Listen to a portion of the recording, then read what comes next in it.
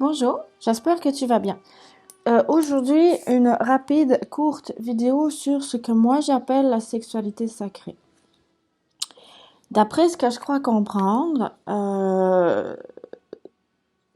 vraiment, ce que je crois comprendre, c'est que les gens appellent sexualité sacrée des échanges relationnels avec les corps astrales, d'après ce que je crois comprendre, ou alors peut-être avec des montées de Kundalini dans ce que les gens appellent le tantra. D'accord? Bon, maintenant, je vais juste partager ma vision des choses et après, tu décides.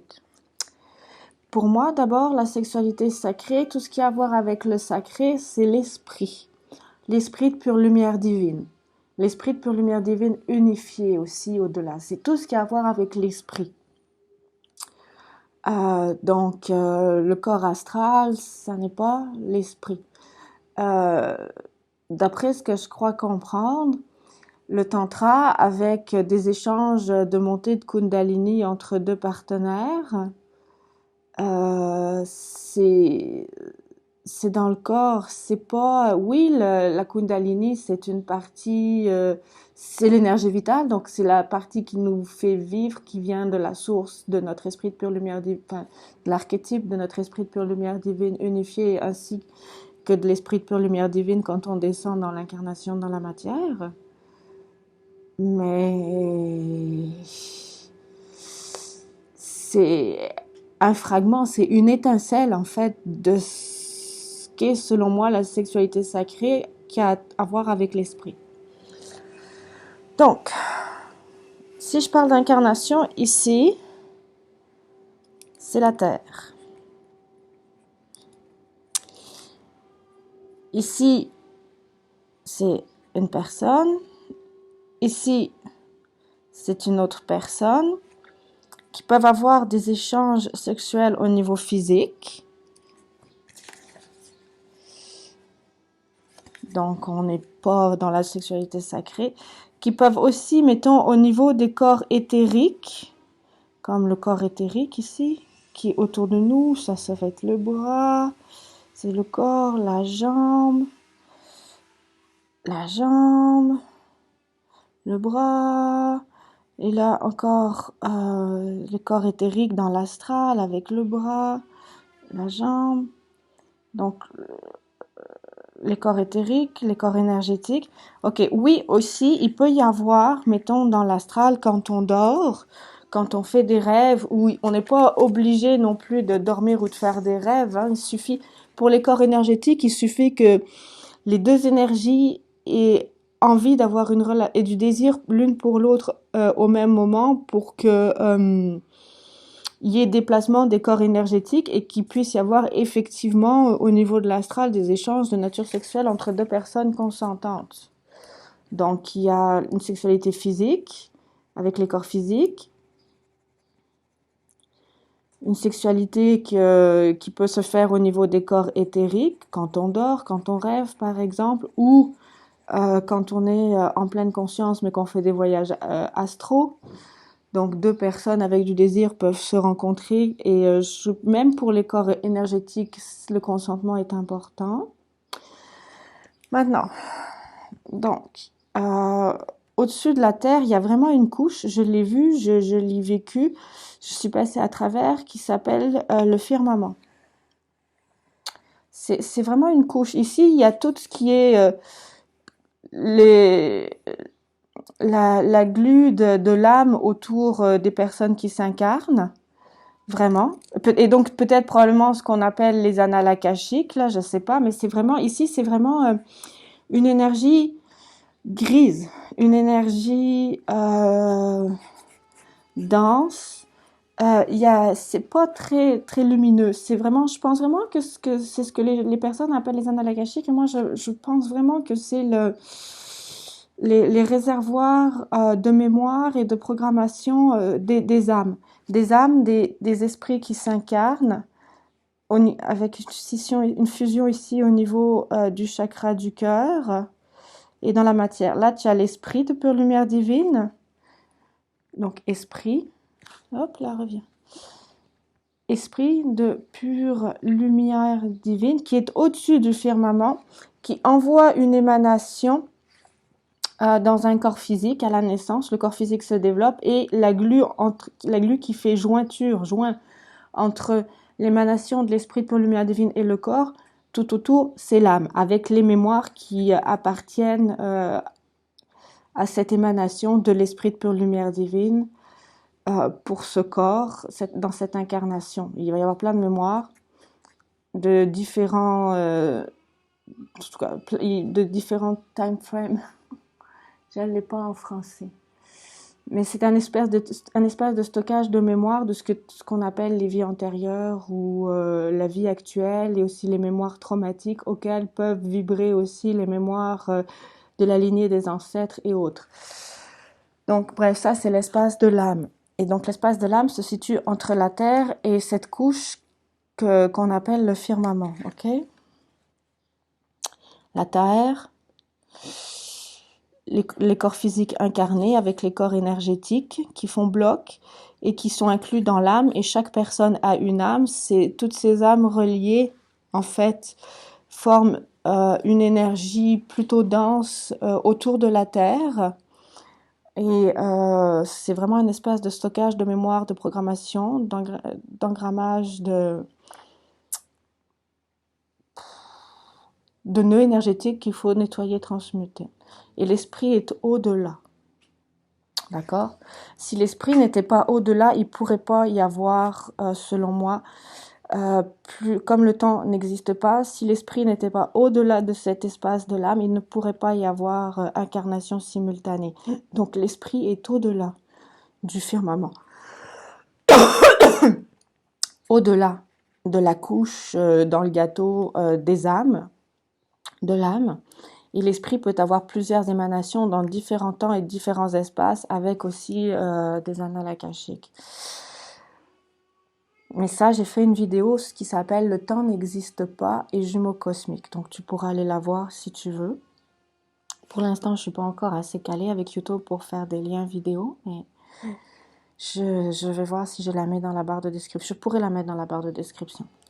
Donc, l'esprit de pure lumière divine qui a différentes émanations dans différents espaces-temps pour différentes incarnations. Donc, l'esprit se situe au-delà du firmament. Maintenant, si j'en arrive à la sexualité sacrée, si la sexualité fait partie de l'esprit, appartient à l'esprit, parce que là, c'est pareil, hein, les échanges de Kundalini, au niveau des corps physiques, c'est bien beau, mais c'est juste une fraction, c'est pas l'esprit, c'est une fraction de ce qu'on est. Donc la sexualité, ça a à voir avec l'esprit. Je vais le faire en vert, parce que l'autre c'est du orange, je ne sais pas si tu vas le voir. Donc à voir avec l'esprit qui est là, l'esprit, l'émanation de l'esprit, et ton émanation d'esprit, de ton esprit à toi, de pure lumière divine qui te donne ton incarnation. Donc ça, c'est ton esprit de pure lumière divine à toi, qui te donne le souffle vie dans l'incarnation. Un échange énergétique, c'est très fort, c'est très puissant, ça se répercute selon moi, je pense que c'est ce qui est arrivé dans toutes les émanations incarnées de ton esprit de pure lumière divine, peut avoir un échange de Kundalini avec, let's go pour le orange, j'espère que ça va se voir, peut avoir un échange énergétique avec un autre esprit de pure lumière divine, au-dessus du firmament. D'accord? Ça, c'est ce que j'appelle la sexualité sacrée. Cet échange énergétique qui se crée au niveau de l'esprit, entre deux esprits de pure lumière divine, ça pour moi, étant donné que ça a à voir avec l'esprit, c'est de la sexualité sacrée. Quand deux esprits au-delà du firmament vacillent ensemble à l'unisson comme deux flammes, parce que nous sommes, l'énergie de Kundalini, c'est une énergie très, c'est de la lave en fusion, c'est du feu, c'est chaud, ça brûle. Donc quand on monte au niveau de l'esprit, c'est carrément une flamme. C'est une flamme. C'est une flamme, c'est du feu. C'est du feu. Et ça, mettons, quand il y a deux esprits rapprochent leur énergie de flammes qui brûlent à l'unisson au-dessus du firmament, ça peut se répercuter, ça se répercute ou ça peut se répercuter jusque dans le corps physique. C'est pour ça que je vais faire une autre vidéo sur l'alimentation et sur le sport. Je pense que c'est important de maintenir un minimum de santé dans le corps physique parce que c'est le lieu de la transmutation, donc tu as besoin d'un petit peu de résistance, d'un petit peu de circulation d'énergie et tu as besoin que l'esprit puisse s'incarner dans le corps. Parce qu'en fait, c'est le but de toute incarnation.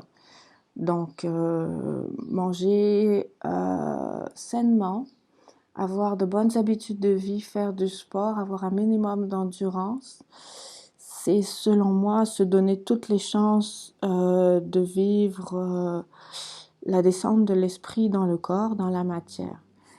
Et donc, quand ces deux flammes sont en train d'échanger, bon, je vais te le dire clairement, quand ces deux flammes sont en train de faire l'amour au niveau au-dessus du firmament, ça s'enflamme, c'est un choc, c'est des va-et-vient, des vagues et des vagues et des vagues de plaisir. Et ça se répercute jusque dans le corps physique. Donc toi, à ce moment-là, au niveau du corps physique, tu vas te ressentir comme une flamme. Mais des pieds à la tête, une flamme, des pieds à la tête. Je ne sais pas si les émanations de l'autre esprit se ressentent aussi.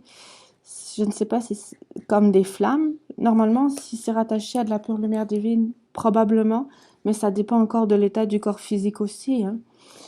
Mais si le corps physique est relativement pur, relativement purifié, relativement résistant, au moment où il y a l'échange physique, énergétique, où les deux esprits de pure lumière divine font l'amour, toi, tu t'enflammes. Tu deviens une flamme, tu deviens la flamme de cet esprit parce que ça multiplie par mille la puissance de l'esprit. Et à ce moment-là, toi, t'es carrément en train, la sensation que tu as, c'est que tu es en train de brûler vivant. Mais il n'y a pas de feu autour de toi. C'est juste la flamme de ton esprit qui est là et qui incarne ton corps, qui transcende ton être, qui brûle qui vibre à l'intérieur de toutes tes cellules. Lorsque tu marches ces journées-là, parce qu'en fait, moi, ça a duré 5 jours et 5 nuits, de pur orgasme cosmique, en fait. Lorsque tu marches sur Terre, en étant une flamme, mais tu es en communion avec le tout. J'avais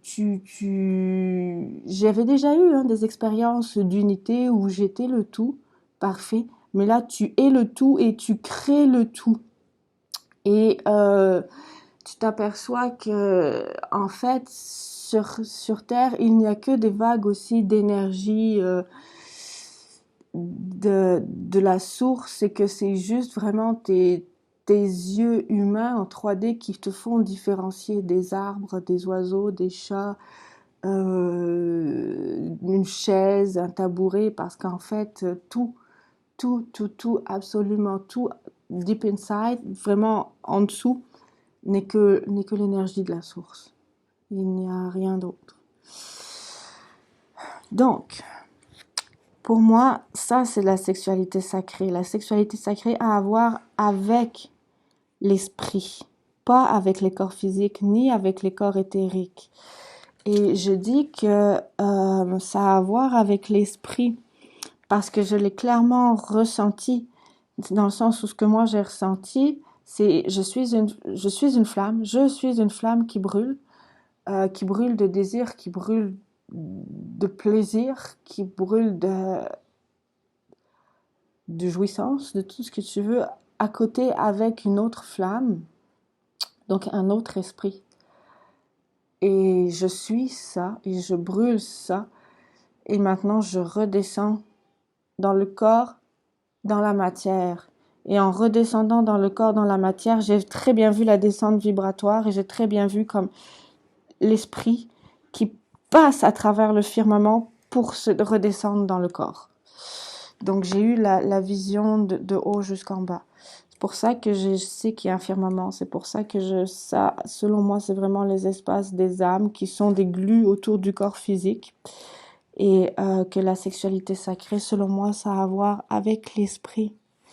L'esprit ici, au-dessus du firmament, au-dessus de la glue de l'âme, au-dessus du noyau de la Terre, mais pas avec le tantra et avec les corps physiques, pas avec les corps énergétiques non plus. C'est ma vision des choses, c'est mon expérience. Je te le partage, tu décides par toi-même. Bye.